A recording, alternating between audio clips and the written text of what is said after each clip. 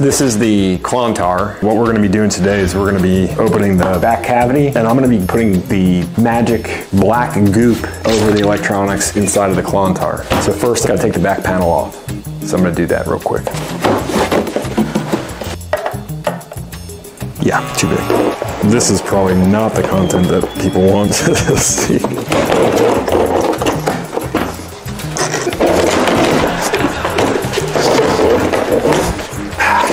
Now that we've got our screwdriver, I'm going to go ahead and take the back panel off. The back panel has not been off since this was totally assembled. Once we get the panel removed, I'm going to give...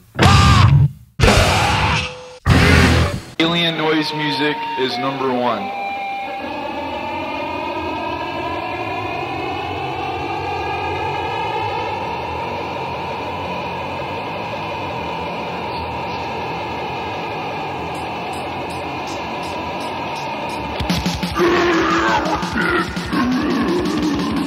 Hello, welcome. We are back. This is episode 22 of Meaningful Times with Friends, and me and Dave. And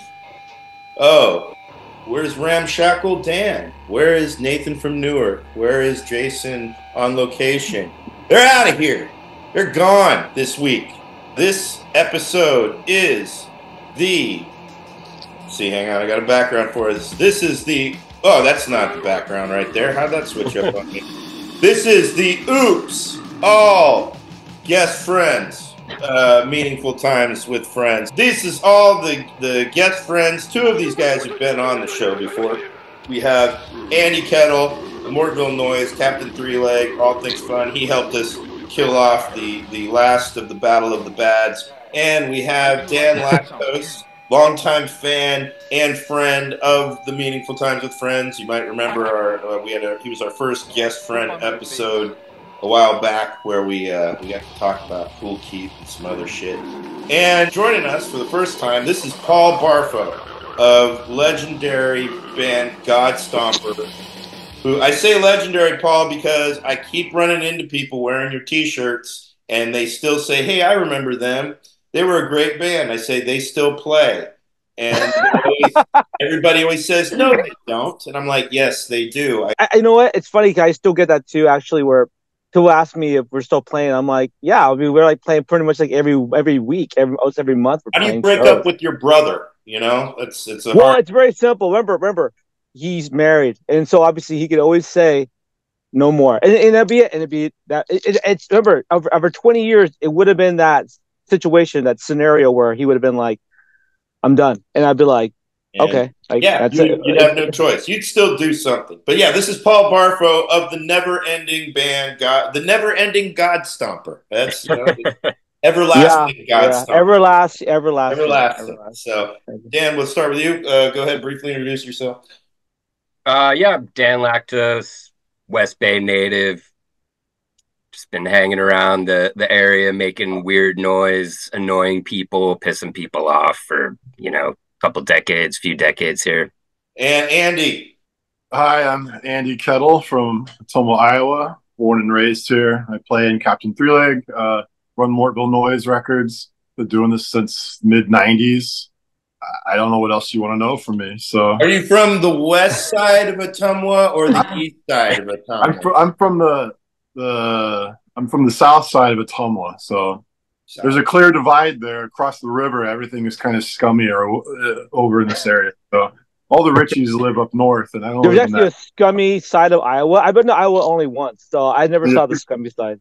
Ottumwa's the meth capital of Iowa, so there's There's a three-part documentary series, Paul, all about it. The comedian Tom Arnold? Tom Arnold. His sister is the queen of meth. And there's a three-part series on Max, currently streaming, where Captain Three Leg is very briefly in the documentary. They paid him some money to use one of their songs. Wow. Pretty cool. All right. And then, Paul, is there anything else we need to add? God Stomper, filmmaker. Occultist, whatever, survivor, artist, painter. The guy who tries to put out records and tries to run a label. No, I'm trying to put out a record right now, which is really just it's a pain in the butt because dealing with Practically impossible nowadays. Yeah, exactly. It's practically impossible. That's right, Dan. Yeah. Well, there's only like one place that produces them now, right? Or No, two? there's several. You know what's easy is releasing CDs. It takes 2 weeks. It costs about quarters of the amount of money. Gets you no time at all. It's easy. So I don't know why more people aren't releasing music on disc, actually. People used to release 7 inches because they were cheap, and they're not anymore. So it's a weird thing that people are still hanging on to it like it means something, and it doesn't, you know?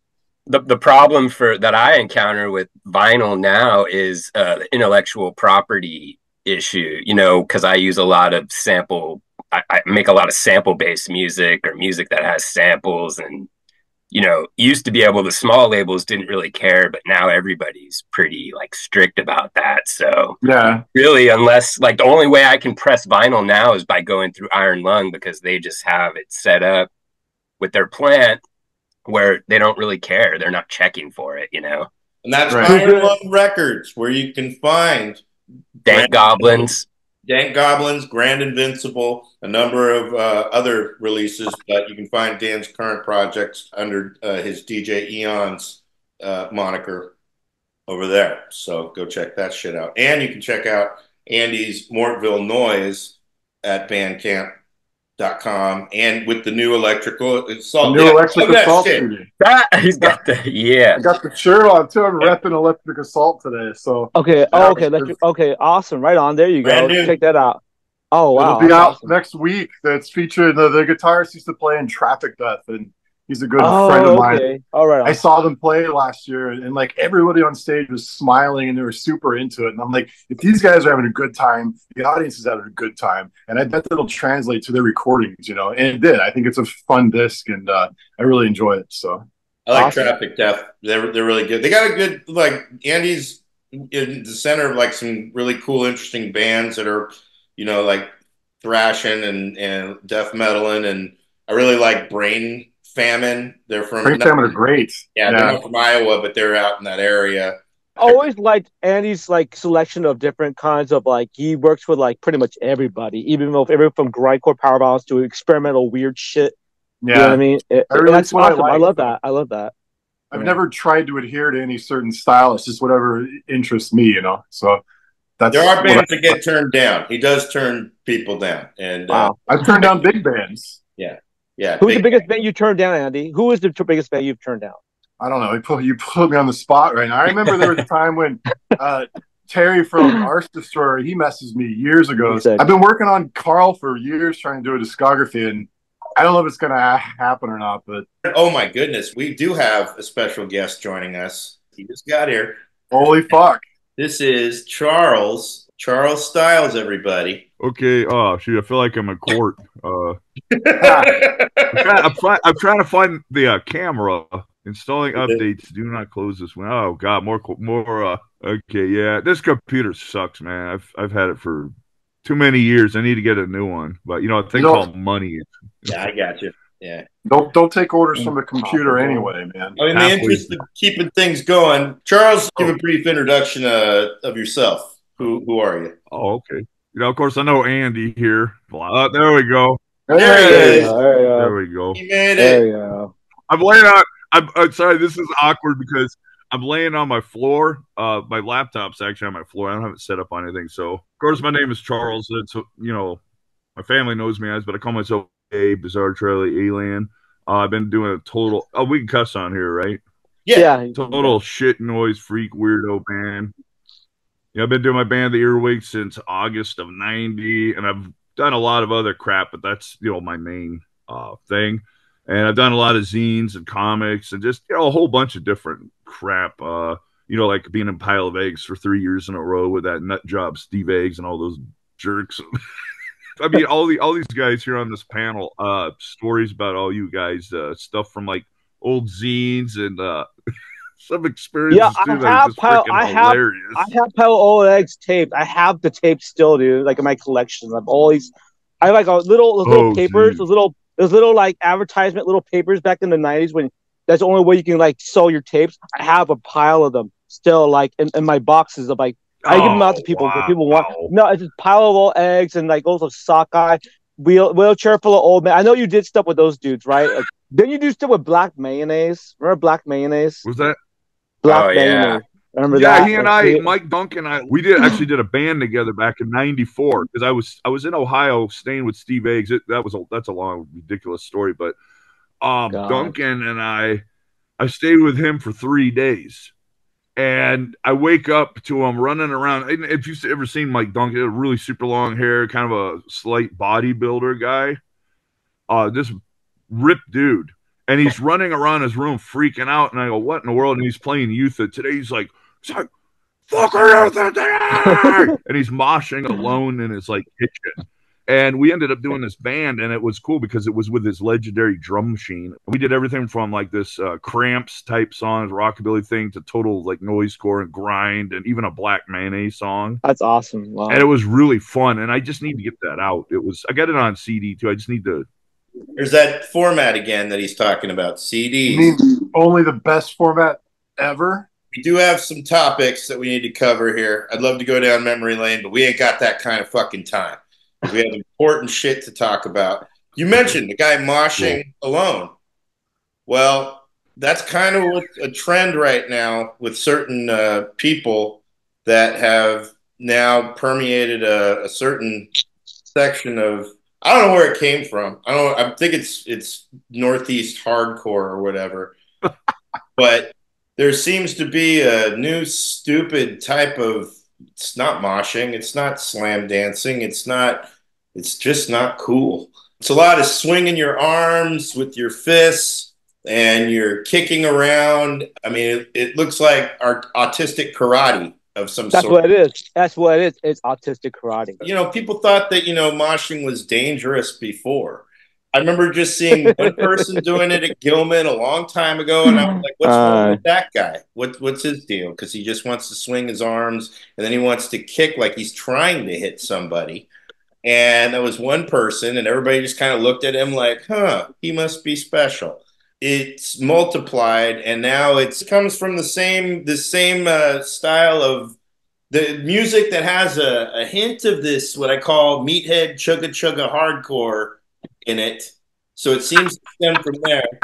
But I mean, I just went to a show that Paul played, and it was all the guys doing they stand there, they do a conscious swinging of these two arms, then they swing one of their legs around, and it looks like somebody who is trying to fight voices in their head with their arms and legs. So I just want to get thoughts on from you guys about it. Let's start with you, Andy. What are your thoughts on this wonderful new form of moshing? Well, if it's what we're seeing in the background there, if you're behind you, it's the same kind of dancing that existed back in the punk scene, I think. It looks like that skanking guy in the Circle Jerks, the back of the first album, I mean, people have always just kind of pogoed in place and sort of danced on their own when they couldn't get people to participate with them. So, but yeah, it's more violent now. It looks stupid now, but I don't know. I don't see anything wrong with it. I'd rather have people fucking up things by themselves and slamming into me, fucking knocking me over as an old man, Interesting. My balance is fucked these days. But. Okay, wow. I did not expect that from Andy. Andy's embracing it. I'm a very tolerant person these days. Gotcha. As long as people stay away from me, I'm all right. I mean, I saw this shit back in the 90s, man, and they called it windmills and picking up change as like the dances. And I remember like a specific spaz gig where we played with this band called Gehenna at Epicenter. Geez.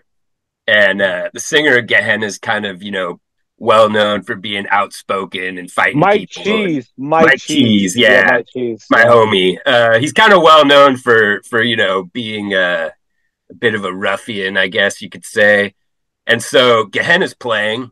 There's this straight edge guy that I knew from the coast. His name was Larry, and they called him Vegan Larry, and he had vegan tattooed across his neck.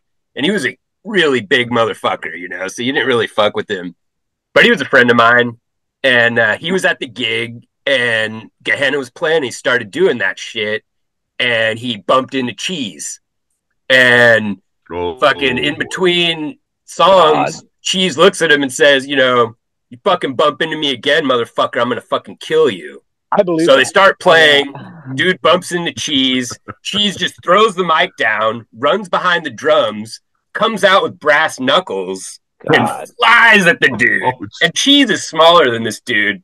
The whole crowd parts. You know, Epicenter's like a record store on the second floor with like a wooden like floor, you know, so you feel the whole floor fucking bouncing and shit, and they just come flying through the center, man. I don't know what happened after that because I couldn't see it. It just kind of like flew by, but just a funny moment of like that dance kind of trying to enter into the scene at the time and being like, nah, man, we ain't gonna have this shit, you know. So use a favorite phrase of yours, nah, fam. Yeah, exactly. So I, you know, it was always around, and I went to a lot of straight edge gigs, like believe it or not, because you know a lot of that music was heavy and fast and. You know, in the early 90s, like, there weren't really that many American bands and not very many bands in the Bay that were playing, you know, like, hardcore really fast that weren't metal. So we kind of went to a lot of those gigs, and I would see that shit and just be like, wow, you know. The circle pits seemed to stem more from thrash metal. Yeah. Stas was doing shows like Fall Silent. Yeah, that show was with Fall Silent. Oh, okay. Yeah, that's right. Yeah, okay. I'm looking at these guys I have behind me, and I think this is definitely more of the akin to like the pogoing style, where like they're not. This isn't as exemplary of what I've seen. Where I've been a fan of these videos, watching, especially when they're doing it at a show, and there will be.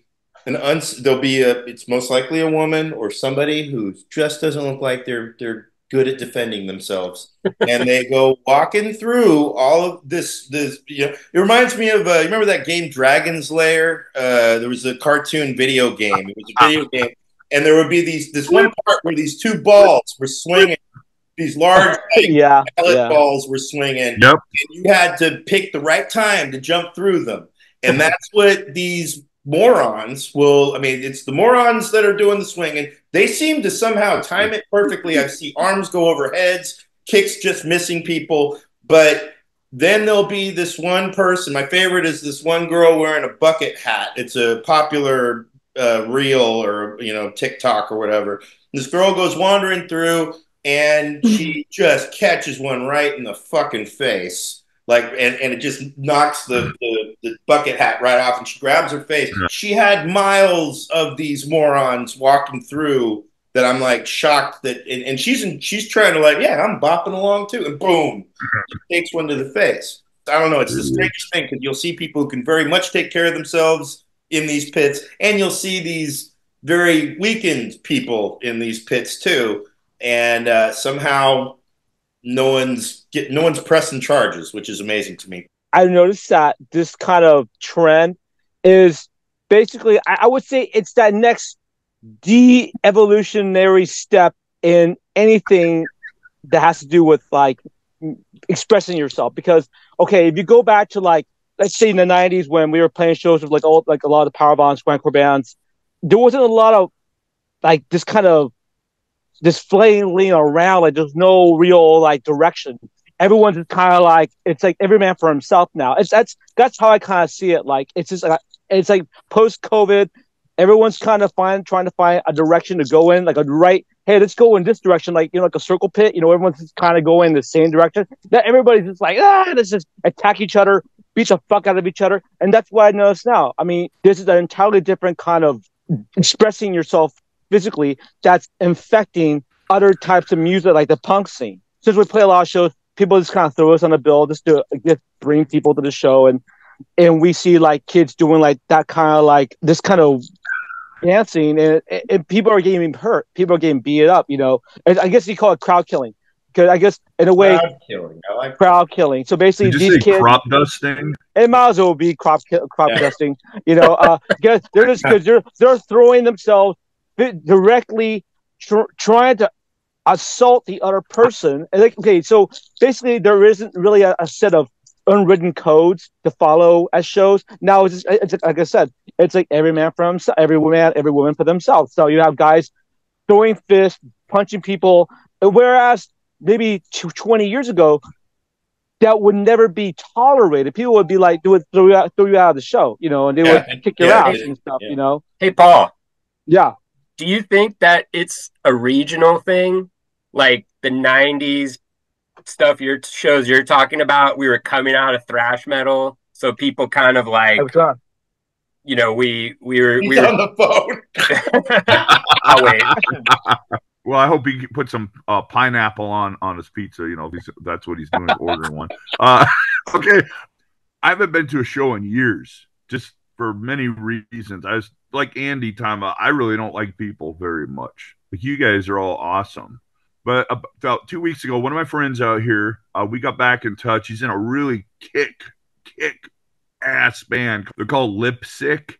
And they're getting ready to play their last show. They're really badass, kind of post-punk heavy, got a little bit of Joy Division thing going on. Really freaking great. Anyway, so I go to the show. First band plays. Second band plays, this hardcore band called Curb, K-U-R-B. And I guess they're on a big tour. People are dancing to them. You know, they're really good. And people are doing, you know, the little crazy dance and all that. And nobody's hurting anybody. Then this asshole comes out. And I don't mean to stereotype, maybe I am, but he's total metalhead looking guy, and he starts milling like crazy. I mean, this dude, my friend caught him on camera. He's swinging his fists around. He ended up hitting this young lady right in the face, and this guy comes up to him and is like, dude, knock it off. And what gets me is nobody kicked him out. Just going crazy. And it's like, Jesus. And I was sitting up in a balcony because I don't care. I don't want to be right there in that crowd. If I hadn't been knocked, I would have knocked, you know, just attacked that guy.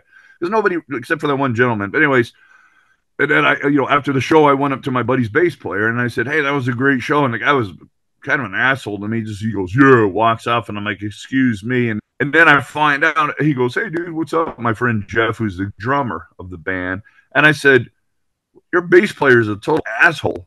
He goes, oh, dude, you didn't see it, but that windmill guy popped him full force in the face. So I'm like, okay, I'm not going to take it personally.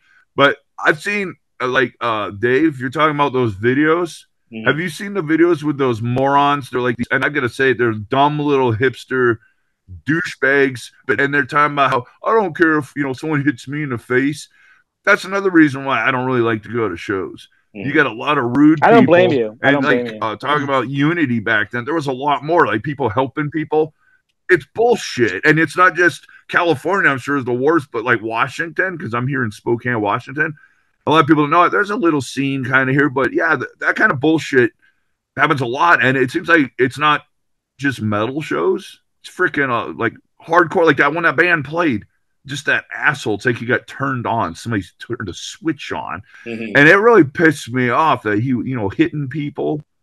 That's not what it's about. I'd be scared. I'd be scared to go in there. It's like, well, maybe if I want brain damage, I'll go. It's the intention. That's what I think Dan, before Paul had to take a very important phone call, Dan asked Paul, well, he asked you if you thought it was regional. It is. It is regional because we played a show in Sacramento last April with Siege. We played when Siege did a reunion show at Colonial Cafe.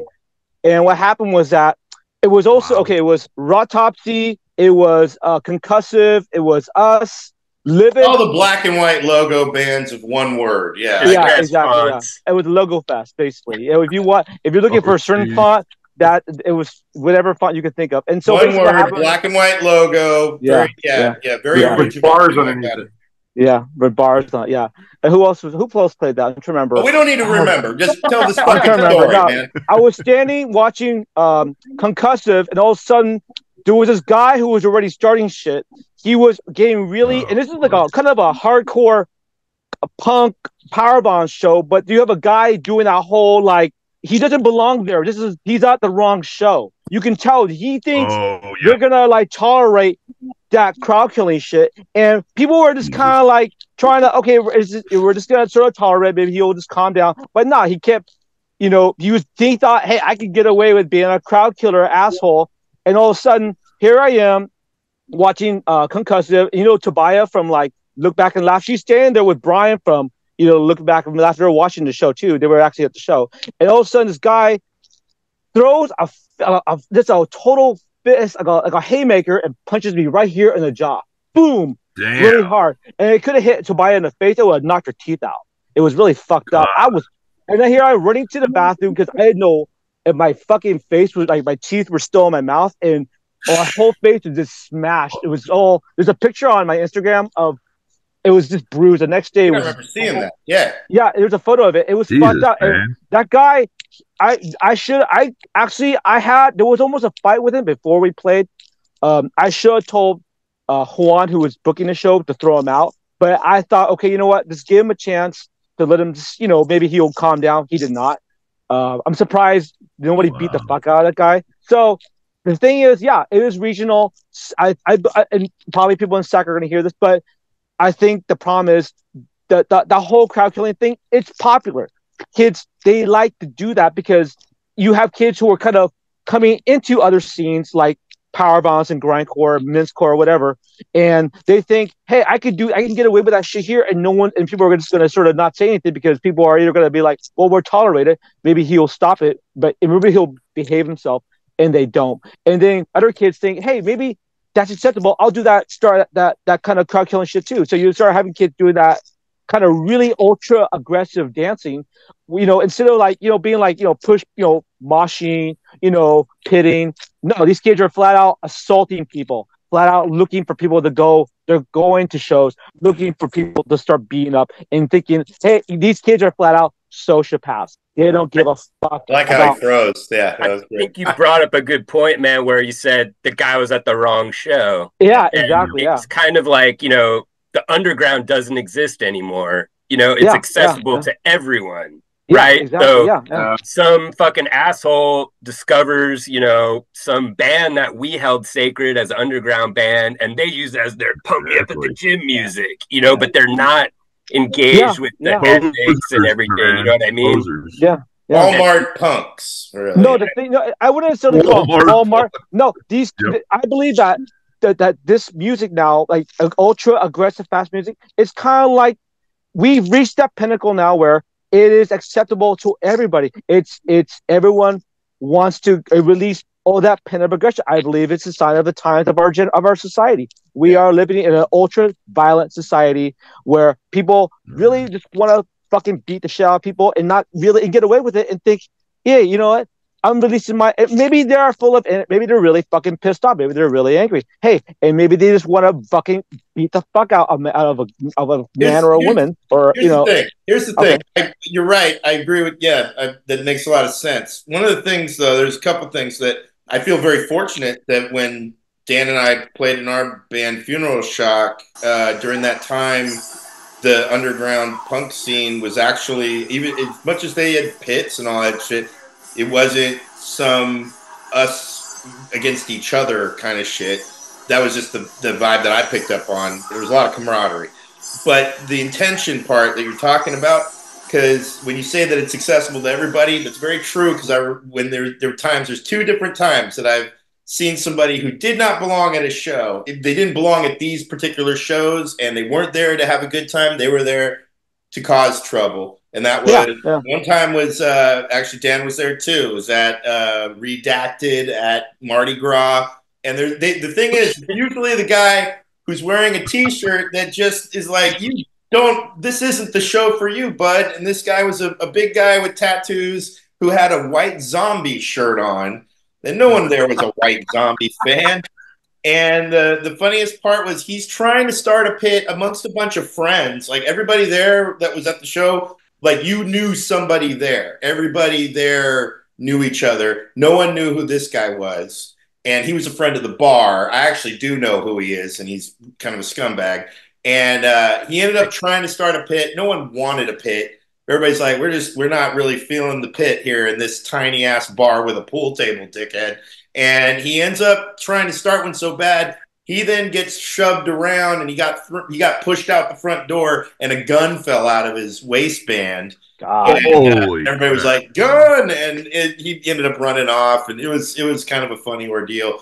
But it was like a fucking musket gun, though. It was like some Civil War fucking. That was a shitty gun. The second time, was long before that, was at a DRI show where we were there to see High on Fire, And there were these two guys, cool. or three guys, actually, three guys that clearly were military. You can just tell from their look, their buzz cuts. They were on leave from the military. And they were going into the pit specifically trying to start shit with people who just were wanting to have a good time moshing. But I'm watching this shit, and I'm like, these guys are clearly trying to start a fight. And they're trying to pick on this one dude who you could tell was pretty fit, but he had like kind of that shellac fan post-punk thing about him. He had his shirt tucked in, wearing Dockers and glasses, but he's there for the show, and he's not bothering anybody. And they keep trying to drag him in because they're trying to entice him into a fight, probably sensing that he could take care of himself. And he managed to dodge it. These guys end up trying to start a fight with my other friend later on in the night. And I actually got an opportunity. Almost, I should have got my ass kicked, but they knocked over my beer. So I actually, and if you knew me back then, if I lose a beer, I got mad. I just yelled at him like, you guys have been trying to start trouble here this whole fucking time. We're here to enjoy a show. You don't belong here. Why don't you go somewhere else? I would like to say that when you asked me what I thought about this dancing stuff earlier, I thought you were talking about what was going on behind you, and not the stupid thing that's going all that. So I thought this is what it was. Actually, when I looked at it more, I'm like, I don't know. This looks like they're actually. Yeah, they're poking. Like swing dancing almost. It's not, but it's a cousin. Yeah. This is like before the inbreeding started, you know? Right. That's pretty much what it is. Looks like Minor Threat. Yeah, it might be.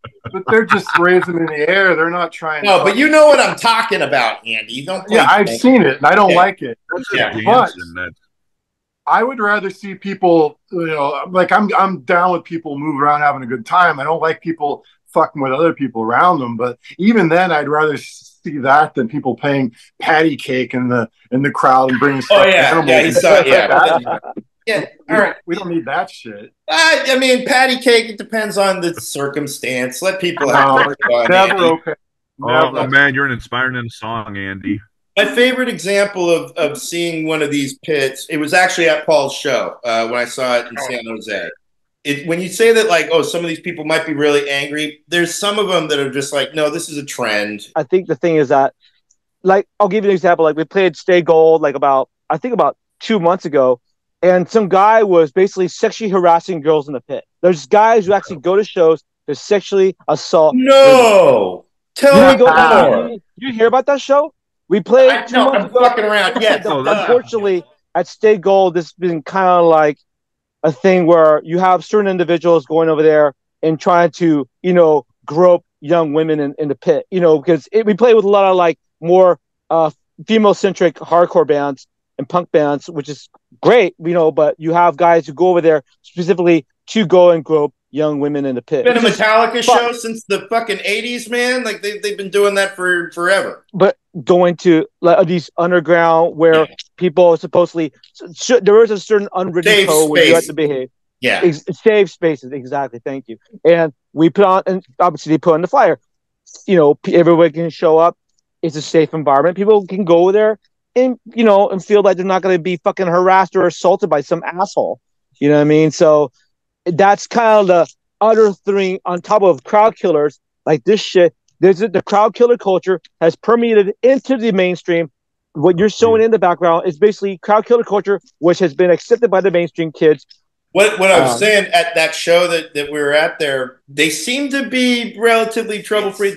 Usually the people at the show wearing the wackest T-shirts that tend to be the ones showing off the most, trying to do the most. And this guy had a Danzig T-shirt from like the later albums when they flat out sucked. And he's throwing his big ass all over the place. But my favorite part of it was, again, I got to see kind of, I don't like this shit. What I'm saying, just like you're saying, these places and a lot of these scenes now are like incorporating the verbiage of like, this is a safe space. We welcome all races, all genders, all the, everybody, whatever your fucking thing. We're all inclusive.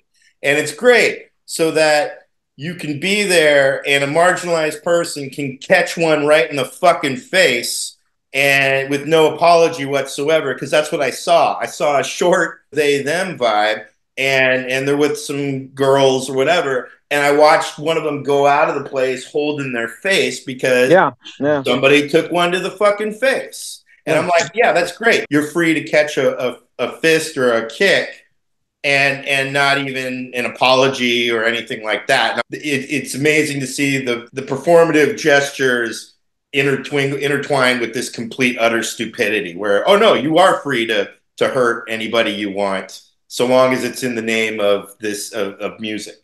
So I don't know. It's really stupid. And you're right. There are people specifically there to fight. I saw Traffic Death with Deterioration a few months ago.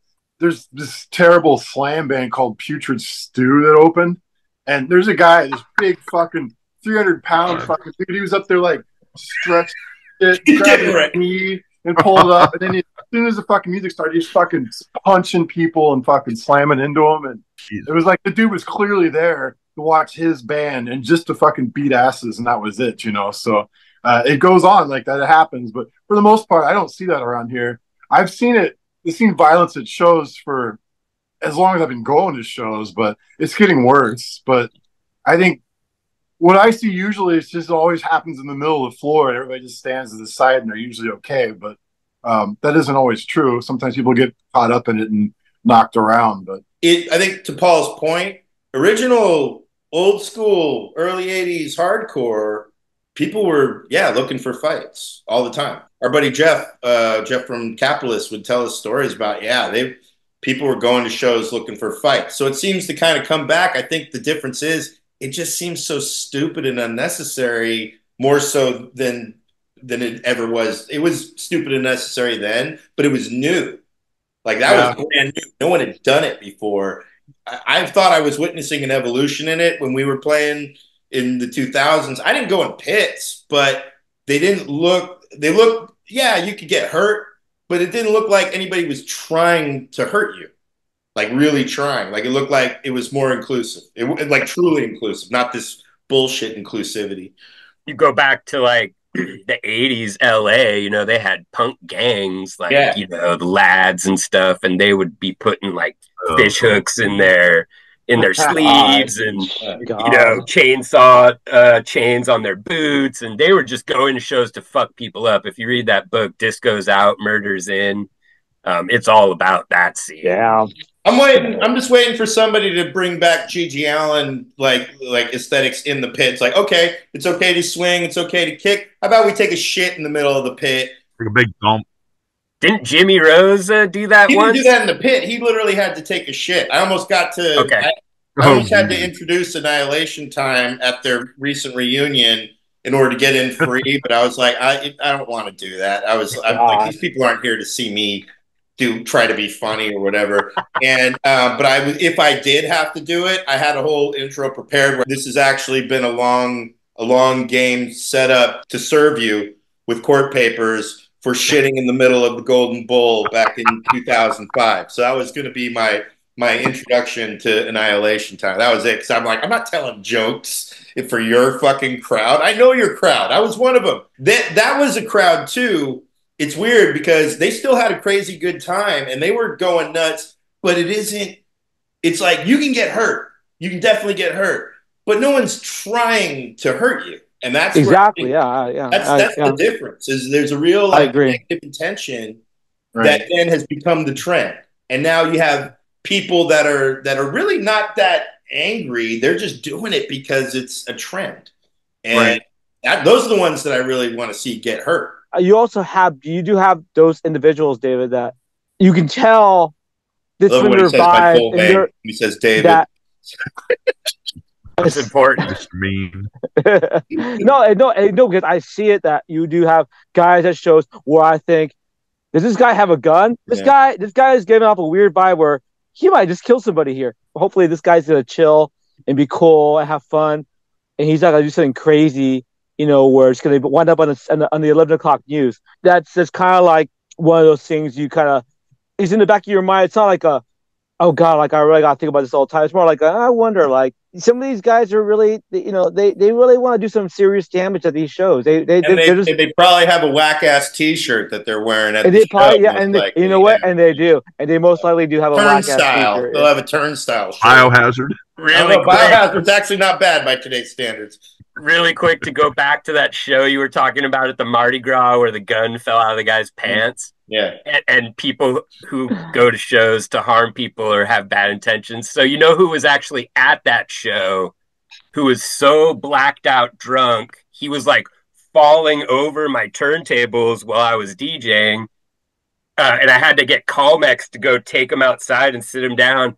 Was that kid from San Jose whose girlfriend, who was like part of the scene? Shit, I can't remember his name, man, but he was in the news. He like, that's a huge bitch. Girlfriend, allegedly, I guess. Yeah. He was. Yeah, we don't want anybody taken away. We might get sued by the allegedly. You don't know what I'm talking about, Paul? Oh wait. It's like DIY CSI right here, man. You guys can't figure out who the fuck. Like, it just popped in my head that guy was at that show. I haven't heard that case. I heard other cases of dudes' girlfriends. That's a huge bitch. But from some other thing. But that's why. Let's not open that can of worms. All right. Yeah. I think we've all seen a lot of violence at shows and a variety and all that. And I just would like to see the day when these kids can just mosh together and not against each other. So let's go to our song, okay? Because I do want to do this song topic. I did specifically pick because we're all kind of around the same age group, so we were all children when we saw a song by a man very well known for his work in a band that was the name of the guitar player and drummer. Yeah. Yes, it was Van Halen. And then he left the band, and Van Halen continued with another singer. And David Lee Roth put out an album, his first solo album called Eat 'Em and Smile, with this being the album cover right here. The hit song called Yankee Rose that was in heavy rotation on MTV. I remember this. I was 10 years old when I first saw Yankee Rose. I was not necessarily a Van Halen fan at the time. I'm older than you, Dave. It's funny because he's been popping up a lot in my life lately. I was 15 when that album came out. Okay, so you're in your teenage years when this. So here's the thing: when this song came out, not a fan of Van Halen, but when I saw this video, I'm like, this video is pretty interesting. And I actually kind of dug the song, mainly because I learned who Steve Vai, the guitar player, Eddie Van Halen light. The main thing I was impressed by was that he made his guitar talk. Yeah. And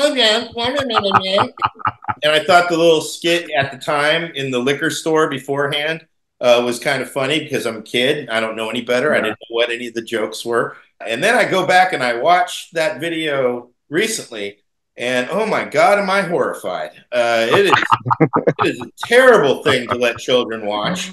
I'm questioning my own sexuality now after watching that video because, David Lee Roth, the ladies' man of all, ladies' men at the time, the only women you saw other than some of the characters were two scantily clad chicks with the manager guy in the liquor store. And he walks out there. The rest of it, the closest thing to a chick is David Lee Roth himself in his spandex with thong G-strings over it, kissing face, putting his junk up to the camera. He twerks before there's twerking. He is twerking in this song, in this video. And that's the last you saw of women, man. He is literally humping the camera. I'm like, God damn, dude! I can't believe I thought this was entertaining when I was a child. I liked ZZ Top too, and they didn't have to do all that. What was so this is amazing? And I go back and also I listen to this song, and it's the format of it is it's very much the formula of the most successful Van Halen songs. Like I was like, it's the chorus and the verse and all that. It's a very dumb version of like Unchained or Ain't Talking About Love or Panama. It's got a lot of the same kind of things, and he's just trying to recreate it obviously with this. But your thoughts, guys? You were 15, Charles. What did you think of this song? Okay, I'm gonna tell you, I'm very excited, man. I feel like I'm on I don't know, that game show After Midnight. I'm glad you asked me that question, Dave. So I lived in Germany at the time. Total loner nerd with the beginnings of a mullet and all that crap. Not really any friends, couple here and there. First time I saw that video was on the bass. It was Han, Germany. Some of you, actually, all of you guys should remember. You remember the video jukeboxes? You just put like a quarter in and you could watch videos. No, Nope. no. You guys They didn't remember really those? have them here. No, maybe it was just an Air Force thing, but Maybe. we went to the base and it said David Lee Roth, Yankee Rose. And I'm like, huh, what's this? I love earlier Van Halen. So I put the quarter in and I was like, wow. I mean, I was blown away. And Dave, in reference to what you were just saying, I hadn't seen that video in almost 30 years. I watched it at work the other couple weeks ago on the show called Metal Mayhem, which is like an MTV offshoot. I laughed so hard. I was like, and I don't, I don't mean this as an insult, but it's like I'm gonna say it, the gayest video I think I've ever seen in my life. Totally. And I was laughing so hard. I'm like, man, if I swung that way, I would have been turned on because, Roth. But what was funny about it is, like you were saying, David Lee Roth, I mean, he's an icon. He always does this. He looks back and then he goes, and he's all, and then he's got his hair done, I can't do that now, but he put his ass remember that? Yeah. to the camera after the first. Oh, yeah, right up verse. to the camera, and he's shaking it. Shaking his ass cheeks right to the and camera. He's squeezing his butt cheeks. That's a funny thing about it. Extremely effeminate, very, very sexual. And when he did that thing, like I fell off the couch laughing, but when he puts his crotch, and you could see the outline. If QAnon existed in the 80s, they would have a field day with this because kids were watching MTV like me the whole fucking time. And he's literally grooming our entire generation right there with his balls and his fucking dick and his butt cheeks. But all right, so we got that. Dan. Well, so Van Halen 1984 was like huge for me as a kid. Actually, the first record I ever got on my own was the I'll Wait 45, which I won at a local fair, for like a ring toss or something. So I was super into that. David Lee Roth, just, man, master showman, just so exaggerated. Yeah. Like, I loved all that. And he got a great voice, too. Like, just a really cool, unique voice. So I actually got Eat 'Em and Smile via the Columbia House tape club thing, I sent away the quarter and then put my fucking parents on the hook for, buying a fucking tape a year. And I got in big trouble for that shit. But yeah, Eat 'Em and Smile was like, love that album. Yankee Rose, probably not my favorite song. I was like revisiting it a little bit to prep for the show, and fucking Elephant Gun, man. Like, I really like that song. It's almost like hardcore pace, But I remember that when I first met my friend Jake, whose parents were in the music industry, he came over to my house for the first time and he saw my little shitty ass tape collection, and he saw Eat 'Em and Smile and he's like, have you ever heard the album in Spanish? He's like, yeah, David Lee Roth re-sang the whole album in Spanish for like Spanish speaking markets. Oh, wow. He's like, I have a copy of it. Another funny like David Lee Roth anecdote I'll mention is I was working at this shitty ass company before my current job. And if you followed me on Twitter back in like 10 years ago, I used to always talk shit on him and I used the hashtag Idiots Inc. So if you look up that, you'll see all these stories about it. But I work with this really tripped out lady who totally sucked. She said that she was I'm guessing she had to be a David Lee Roth like roadie or in the stage crew, because I don't think it was Van Halen, but she was like always talking about David Lee Roth, and she named her fucking son David Lee. And I always thought that was weird, man. And she always referred to him as David Lee, never David. It was like David Lee, David Lee. And I was like, this is some creepy ass shit, man. I remember watching that video on that. Remember back in the 80s, in the mid 80s, around 87, MTV had that 1 hour block of like kind of metal-ish hardcore videos. It wasn't Headbangers Ball yet, but it would have like, that's where I saw Motorhead. And even Anthrax, when they released "I'm the Man," the single, they had a video, and then they showed like Yankee Rose. And I saw that. At first, I thought it was Van Halen. Believe it or not, I kind of got confused. because back then, you know, They were doing that. That was on purpose, no doubt. That's why they got. I couldn't tell because they show a block of like Van Halen and then David Lee Roth at the same time, so I got confused in my 12-year-old head. I was thinking, so is that all Van Halen? Because Van Halen was bigger than David Lee Roth band. I thought it was funny. I thought, hey, when I watch it now, I go, that's how the 80s was. That is a total 80s video. It was the 80s was what? Super silly, super hypersexual, this really offensive. There was no racist. Yes. Yeah, overly racist. Oh yeah. You know, David Lee Roth is this. You know, he's a master showman. He's super just flamboyant, and he didn't give a fuck, which I kind of respected. I respected that. I liked that. He didn't give a fuck. Mm-hmm. So he was very punk. In a way, he was very punk rock. You know, for what he did, he was. You know, then he see Black Flag. I read in somewhere like that he actually met Black Flag back in the 80s or something like that, or in the late 70s. He's definitely of the slip it in variety of punk rock. He's more into that. It has to be really just it's hypersexuality. Sleazy. That's what it is. Yeah, sleazy. Thank you. You can speak Spanish, Paul. Did you listen to the Spanish version at all? Yeah. It's hilarious. It's hilarious. Oh, man. Was the translation to Spanish accurate? Did it sound like he knew what he was doing? Yeah. It was good. Yeah, I was just like, he can speak Spanish. Cool. It's kind of like you know, like when they did the whole like Light My Fire, the Doors, when they did the Spanish version of Light My Fire. It's like that. It's just it's very natural. It fits. I can see why it was a big hit. It just fits naturally. You know, it's like it's funny when you can take a song and sing it in another language, like with the Beatles sing in German.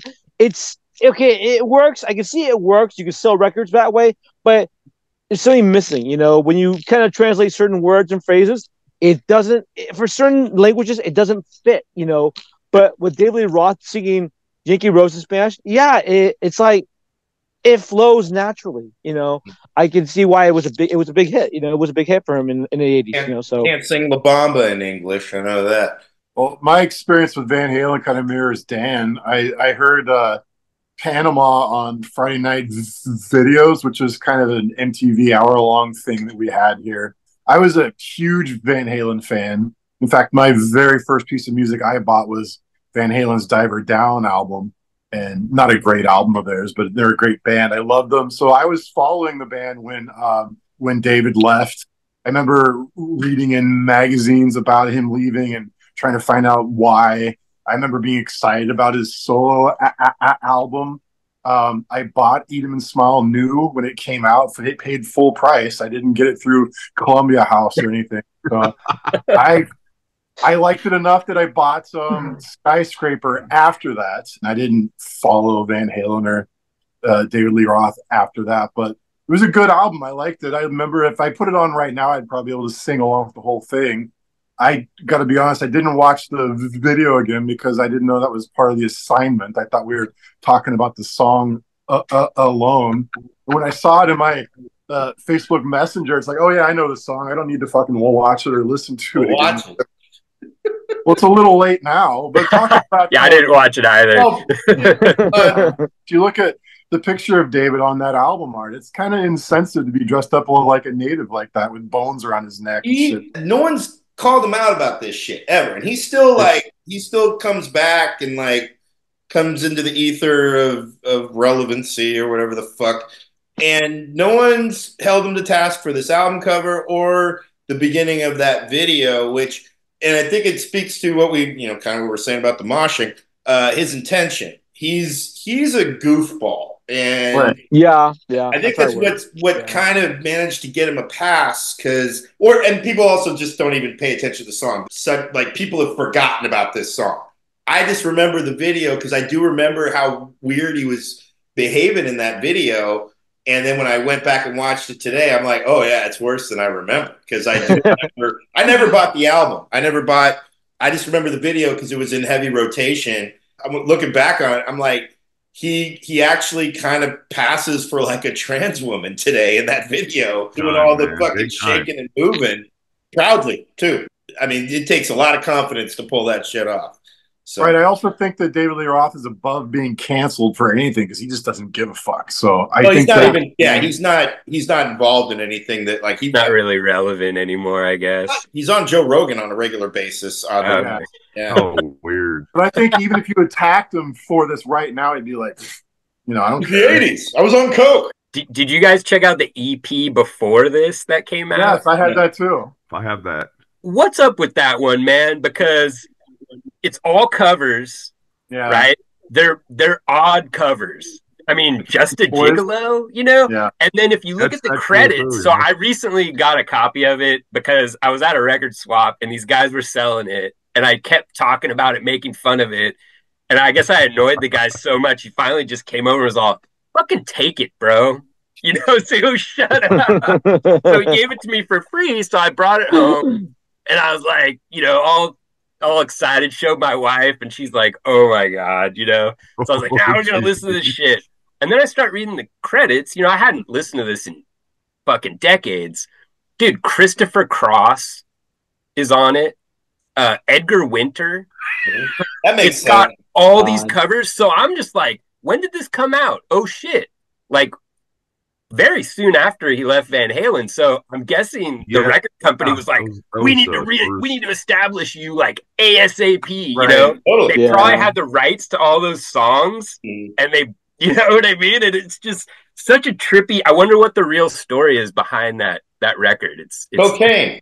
Well, yeah, most definitely. Wasn't one of them? Because one of them was a video hit too. I mostly know the California Girls. Yeah, like they were all corny covers, from what I understand. No. Yeah, it's not good. It's not good at all. Yeah, I remember being like, he wasn't the creative force in Van Halen because this is what he's doing on his own. This is garbage. They needed to buy time for him to come up with some songs, I guess. Goofball. He's a basketball goofball. That's pretty nice ass too. I'll just say it. Nice ass. I mean, male, female. There's a meaty butt cheeks. It's smooth and well rounded. And the thing I wanted to say real fast about David Lee Roth, Dan probably knows about this, but when he quit doing music for a long time, he actually became a professional EMT. Ambulance driver, working with people. And apparently he passed with flying colors. And you know what? Just reek of total coolness. Kind of a hyper guy, like that album cover right there. I think what he was doing is, honestly, my own personal opinion, not just because I'm a fan of him, but I don't think he was doing it to be mean-spirited or make fun of like indigenous people. Because it's like, what tribe is that anyways? I have seen like some African tribes wearing the bright color. The rainbow tribe. It's funny. And what you said, Dave, is true. There's sort of which is kind of cool, way ahead of its time, sort of like a very happy, free, kind of a trans thing going on there with the way he's dancing and stuff, because the dude didn't care. He did it to get chicks. No, just having a good time. There was no intention beyond it. Just and chicks are gonna want to fuck me really bad after this one. So we can't pass this conversation without talking about the picture of David on the inside of the Women and Children First album, where he's like bent over and like handcuffed to a fucking fence behind him. And he's looking all like a prisoner, some fucking sex slave or some shit. That, when I saw that, no offense to homosexuals, but it was the gayest fucking thing I've ever seen back then. I'm thinking, who is this? Oh, yeah, he had a very gay vibe. Mostly fucking men listening to his music. I'm like, why is he chained to a fucking fence on a record that like men are buying? That didn't seem like the right thing to do back then, but that's, Well, think about this too also, Andy. He was also kind of a anti-authoritarian symbol of Reagan 80s. Yeah, I mean, think about that. I mean, Republican Reagan 80s, which was so like just their politics were just really more like that whole rugged, like I gotta be a man, I gotta be this macho image. But here's David Lee Roth being like, "Hey, I'm this very androgynous person. I'm like Bugs Bunny." He's like fucking Bugs Bunny. He is. Yeah. No, that's very Snyder too. Yeah, that's a great comparison. He's like Bugs Bunny. Sex bomb. Yeah, D. Snyder too. Yeah, look at how insightful you guys are, man. Look at this. He is the Looney Tunes of rock and roll. Cool. Well, I think we've reached our limit here. I want to thank you guys for your time. I don't think you'll ever see any podcast with an eclectic group of DIY legends right here. You guys are all cool. You guys are all cool. Damn right, man. Agreed. Yeah, thanks for getting us together, Dave. This is fucking awesome, man. Thanks for taking the time to do it, because I know people are busy. They got a lot of schedules, a lot of all that stuff. So I appreciate you taking time out of your Saturday to join Paul, being in a car, driving. Charles, all the things going on in your bedroom. Dan, very organized bedroom there. Andy with the wonderful horse cock behind him. I got that at the thrift store. I buy all my fucking wall art at the thrift store. So that looks good. That looks good. Yeah, it's a good painting. Strong horse. Well, thank you guys, and that has been our show. We'll be back, same meaningful time, same meaningful channel. Yes, check out all of the stuff that these guys put out. You got Mortville Noise, the new Electrical Assault. Dan has Dank Goblins. Check out Godstomper at bandcamp.com. Paul puts up all their shit. Check it all out and buy any of the records. Charles, always just go look up Earwigs. Go look up the pile of Earwig. Throw up your Fruity Cigars. I'm scared to hear it, Dan. Wherever you had it, that's Fruity Cigars by Dank Goblins. It's a great album. Check that out. Needed to be longer, in my opinion. That's my only criticism, because it was fucking great. And then Electric Assault. You want to throw one more plug? Is that Dan's project? Or? Yeah. Their debut out next Friday. Yeah, and check it out. The only label that matters. Yeah, the only label that matters. Thank you for being here. When you get that 4-track going, Charles, let's do some earwigs on Mortville, okay? That'd be sick. Are you serious? Hey, let me end the fucking episode. You can still talk, goddammit. Let me end the goddamn episode before you fucking. Thank you for being here. Meaningful Times with Friends. We'll be back next time. The friends will be back. They're not gone. They're just, they're fucking busy. All right, everybody's fucking busy and all this shit.